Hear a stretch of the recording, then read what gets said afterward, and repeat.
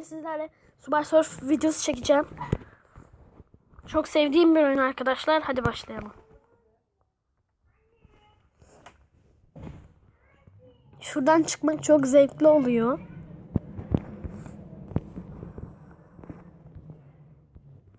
Bunun çok izleneceğini sanıyorum. Çünkü Subway Surf'ü çok sevenleri var.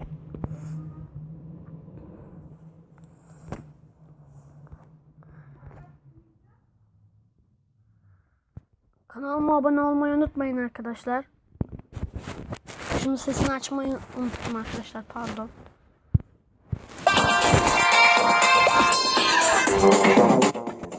Şu kadar kalsın. Arkadaşlar bir botla daha benimki boss'la yükseğe zıplıyoruz. Zaten oyunu biliyorsunuzdur. Yani bu oyun neredeyse 4 senelik falan 5.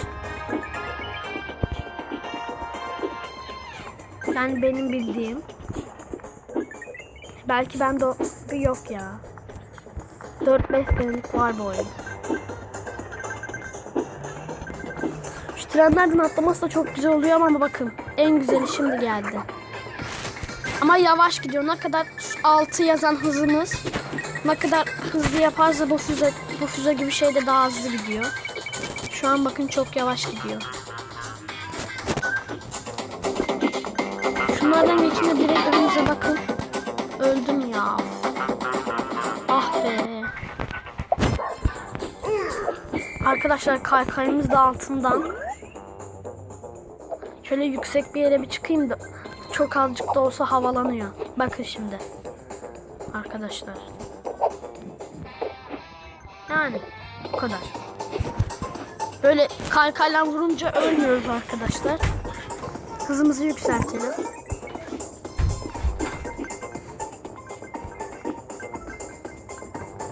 Şöyle.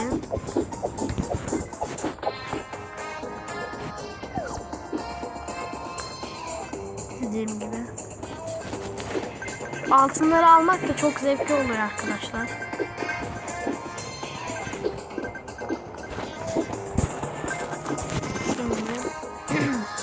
Bundan ben bir altın bırakıyorum bakın. Çünkü çarpıyorum. Bunu çok seviyorum.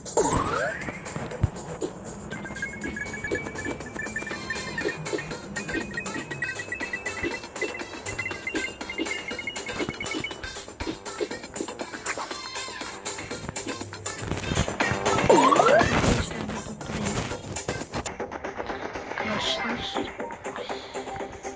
Şöyle.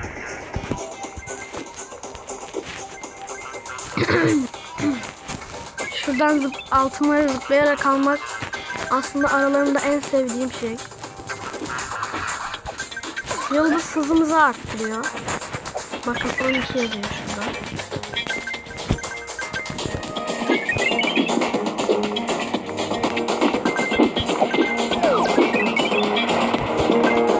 Ah be. Of. Evet arkadaşlar başlayalım.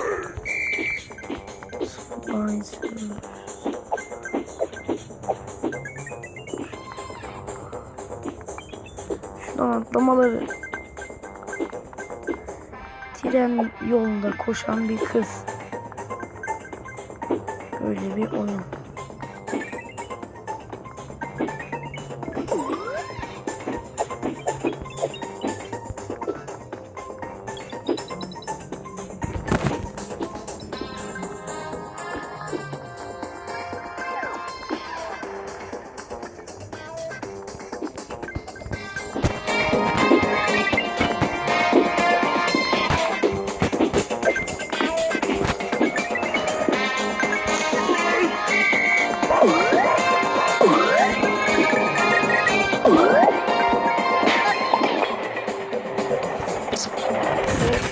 Bir anahtar da yeni kazandık.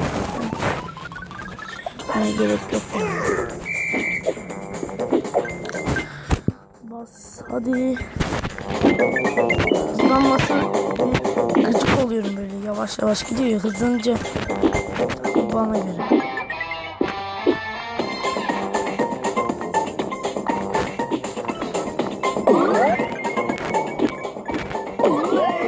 arkadaşlar videonun burada sonuna gelelim isterseniz. Dur öleyim de ondan sonra kapatırım videoyu. Tekrar söylüyorum.